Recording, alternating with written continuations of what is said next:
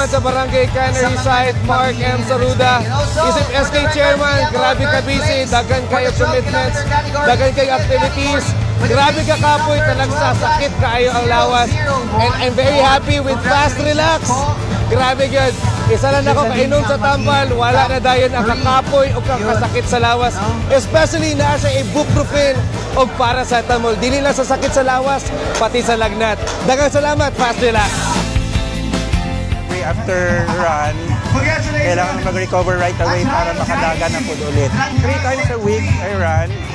So I took a rest and then part of that is taking pain reliever. Lalo na pag sobra-sobra na din ang pain. Mas malaga talaga dahil para makondisyon ang katawan.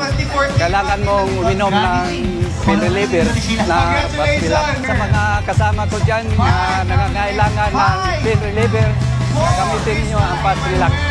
Nakakinawa ng katawan.